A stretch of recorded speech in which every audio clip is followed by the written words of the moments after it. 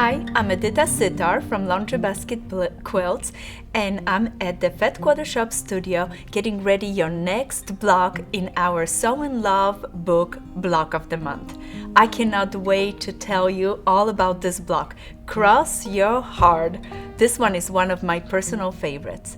We start with picking our fabrics. We're gonna choose reds, one pink, lights, and we're gonna add a touch of beige to this block. Sometimes when I want my quilt to have a vintage flavor to it, I use a little bit darker background fabric, like a nice beigey with a really good gold feel to it, and that color will complement and warm up your quilt really nice. So those are our fabric for now.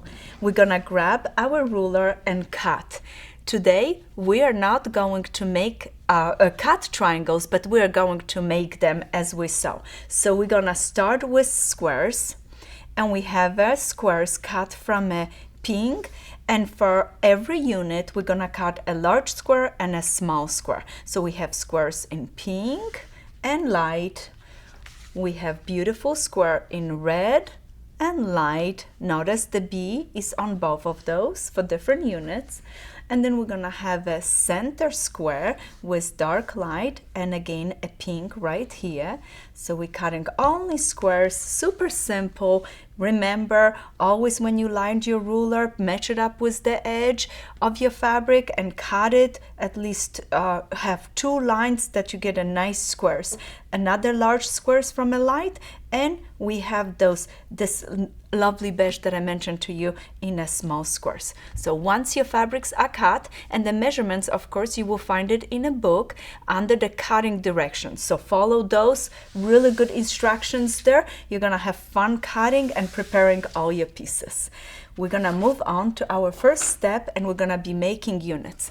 Our little handy 4.5-inch ruler comes right on the table because we're gonna use that ruler to mark things up. And I'm gonna use a pencil to mark lines as well.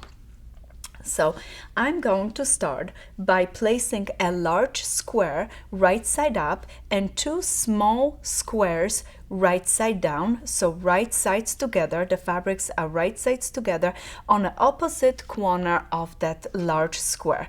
Then I'm gonna draw a line right through the middle of that square from point to point, just like this, a nice line.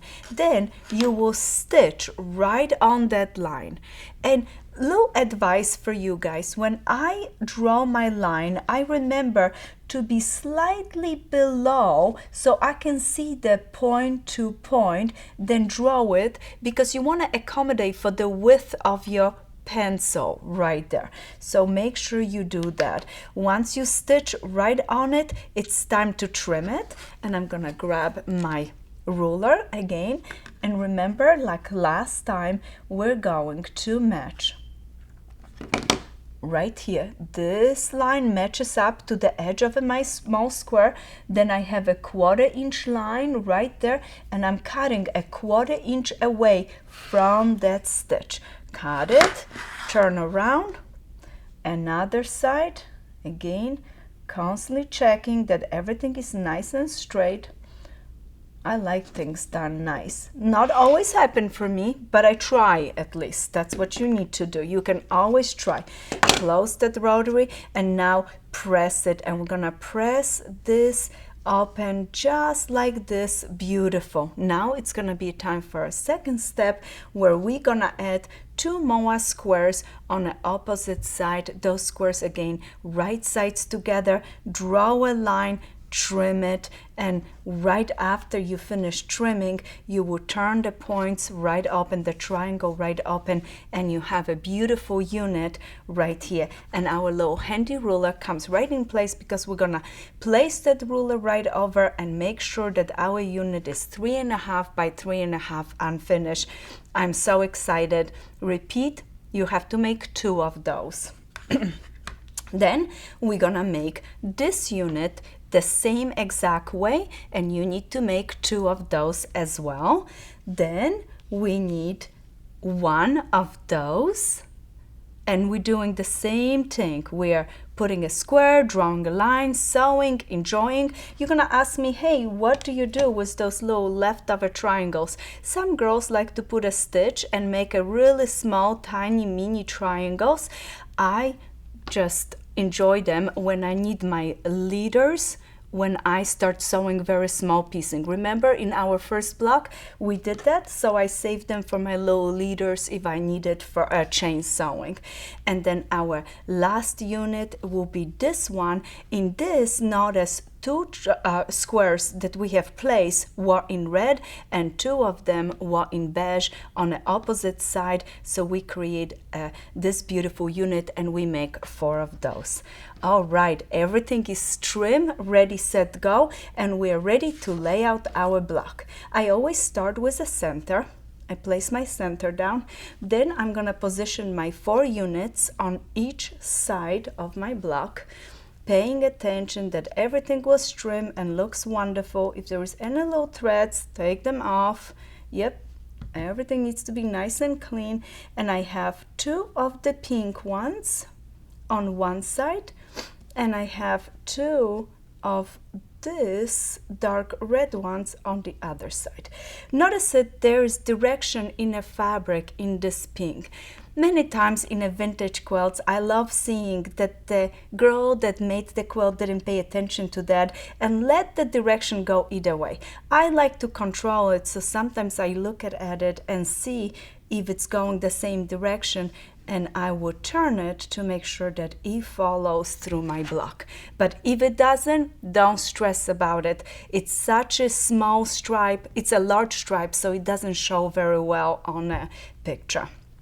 Now we're gonna sew this to this, this to this, and I love, and this is the tip for this block, make sure you place your units right sides together, your handy pins are coming in, and you want to place a pin right through X marks the spot, remember, and you want to make sure that that pin comes out on this side. Yep, it's not coming for me, so I have to move it on this side. See right there, I want to place this pin right there because those are the points that I want to match. If something is off on the left or right or here, oh well, we're gonna work with it, but you want to make sure that your next step is correct.